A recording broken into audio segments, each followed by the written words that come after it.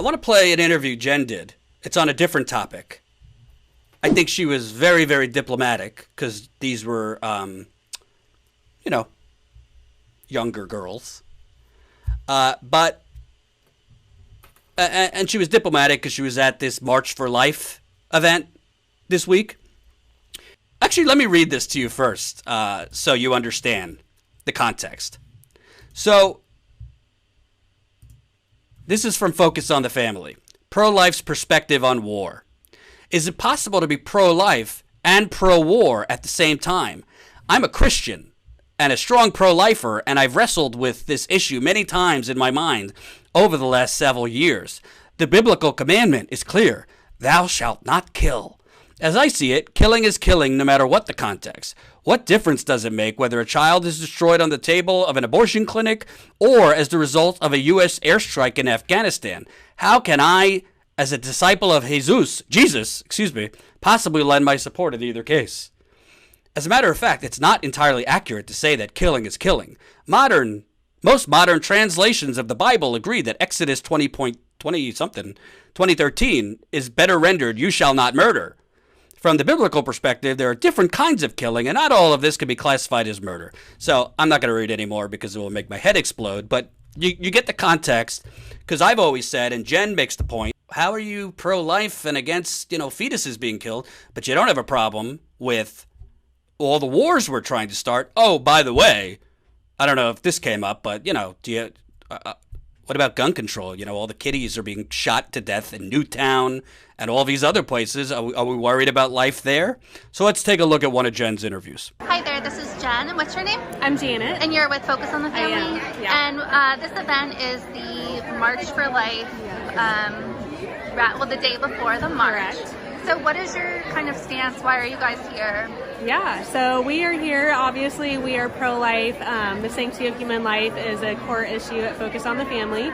And we're just really excited to be here and support what March for Life has done for years and years and years and come alongside and encourage our constituency to join us. Okay, and what do you guys think about, I know that the news in the last day or so has been that now President Donald Trump is going to come speak. So what do you feel about that? I know he's joined in via conference in 2018, I believe it was, but this is the first time in person that he's kind of made a commitment. Yeah, it's super exciting that this is going to be a first, so it'll be a really exciting day tomorrow. What do you think about, obviously we have the recent stuff with Donald Trump, the impeachment is looming over all of us. Yeah. Christianity Today made a statement against Trump saying that he should in fact be removed from office. What do you think about that from a policy standpoint, or what he's done? I know that differs a little bit from abortion, but just in general. Yeah. I would just say that I'm really excited that he's taking the stand that he is and that he's going to join us at the march tomorrow. I think that that's a great thing and that we can all align in that. What do you think, and I know a lot of people have made the point that he, less than 2 decades ago, was pro-life, and now he's switched. What do you think about his change in that? I know he said, he had a personal experience that convinced him that he was then pro-life. I think it was with a friend who was really glad that his partner did not have an abortion, so then he was pro-life. That kind of shift, does it make you wary that people are calling him the most pro-life president? Do you think there's something, something there where he's kind of waffling a little bit? What are your thoughts? I think we are all accountable for our own walk with God and for our own call and for what we feel convicted to do. And so that is our job, to be in line with our relationship with Christ and follow that. And if we're doing that, then we're all on the right path. And one thing that I know, I don't want to take up too much of your time, but one thing that people bring up a lot is the difference between, the focus on being pro-life, being against abortion, and then being pro-war. And Trump has initiated, strikes in Iran and has killed, basically their VP. And there are casualties. This time we were lucky there weren't casualties, but in the past there definitely have been. We tend to bomb the Middle East. We tend to be very pro-war. We're involved in every country. We run coups. how do we kind of measure our pro-life stance with the push to war that often does happen on the right? Yeah, I am not going to answer that question. I do not feel equipped to answer that, but I'm really excited that you're here and that you have a desire to fill that gap, and that's important. And I think, again, it's really great that we all can find things that we agree on and that we're here as a pro-life community and we're coming together probably with many different opinions and many different beliefs, but standing for the same cause. Well, so yeah, I guess it's unfair to ask you to like answer for everybody, but for you personally, how do you weigh the push to war versus being pro-life? We've killed so many in so many countries, and so that, you know, that has to hurt the heart, right? Like, of course. Yeah. How do we measure those? You know, there are bills in Senate and Congress for war. There are bills in Senate and Congress for abortion, anti and pro. So what kind of focus should we put on being anti-war and being, you know, in your opinion, anti-abortion or anti-choice? Yeah, I am not here to answer that, but I appreciate you being here. I find it interesting, though, that you won't answer it. I mean, it's just like, it's about life, right?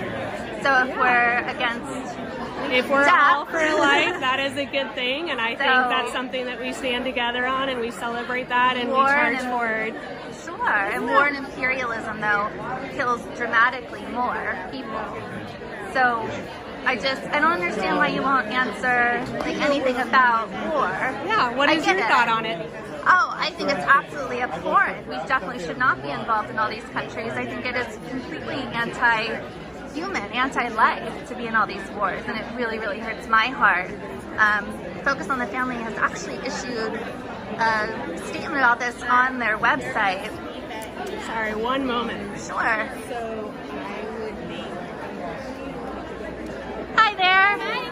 Yeah, I'm just asking about Focus on the Family's stances and stuff like that, and we got a little bit into war and the stance on war, and so on Focus on the Family's website, I was just looking, and basically it says like we have God has the divine. What is your name? My name is Jenn. Jenn, and who are you here with? My name is Jenn. I have a blog. And what's your blog? Right on my shirt. Yeah, that's cute. We're so glad you're here. Thank you. We unfortunately are not able to answer on that, but well, we are it's on really your excited. blog, so I just went to like it's on your blog. So just about like God's divine ability to like command that war is okay. Yeah, we speak directly into this kind of space. We don't actually talk about anything that's on our blog. There's tons of people that are with Focus that can help you with that, but we're not going to be able to speak to that for you. I don't understand why. I mean, if you're pro-life, that's like it goes hand in hand, right? Of course, yeah. If you're taking a stand for life, you're taking a stand for life. But even like black and brown people across the world, not just. We believe in the value of every life. Thank you so much for coming by. We appreciate it, and we're really again excited to be able to be in this cause with you. Well, I'm, more about the. We're not going to say anything else on it, but thank you so much for your time. But you're about pro-life. We are, but we're not going to say anything about it. It doesn't make sense. Like pro-life is pro-life, right? Thank you for swinging by. Yeah, very, very convenient for you guys. Thank you. Let me tell you something. Not that I, take pleasure in a bunch of privileged white girls twisting themselves into a pretzel, but I do take pleasure in seeing that. Because I just want to be fair to these women. They're brainwashed from an early age. It's their parents brainwashing them, and their parents brainwash them. It's a generational brainwashing that's going on here. And, obviously a lot of people in America, in the world, you're raised a certain way, and you could then become an adult and realize, oh, this was bullshit, and go the other way. So not everybody is brainwashed and stay that way. But a lot of women that believe in this, and again, if you're pro-life for religious reasons, I don't agree with you, but like, if you're a religious person and you just believe that, so be it. But they have never, ever they have never even considered, because the parents that brainwash them and make them go to Sunday schools and make them go to these pro-life things, pro-life groups, and then when they become adult women and have children, they then brainwash their children. They never consider, what about, we're killing people all around the world. Oh, you're so pro-life for an unborn fetus, but no, we let's not do anything when 20 school children get blown up and killed in Newtown. We don't worry about those lives. We can't take away the guns. Those lives, well, what are you going to do? The Second Amendment, right? When children and young adults are getting shot in malls, getting killed, shot and killed in movie theaters, Walmarts, if you're down in El Paso. Well, those lives, what can we do? Second Amendment. They've never had to deal with the basic contradiction of their brainwashing. And I think Jenn did it in such a nice way, because she's a lot nicer than I am, and she's a lot more warm and inviting than I am. Just her voice and her disposition and her smile makes people want to talk to her. But she kept challenging them, I thought, very well and respectfully. But to the point where the woman literally has to run away to her manager or whatever, because she doesn't have an answer. And the truth is, I bet you, I can't get in that woman's mind, and I'm not here, and I don't think Jenn is either, to condemn that woman. I'm sure she's nice. But I bet you, as Jenn was saying this, and I could tell in her face, part of being a good journalist, you kind of have to read what people are thinking in some ways. I bet you this was the first time she had even considered what Jenn was saying, because it's probably the first time she's even ever heard it posed. It's amazing when during an interview,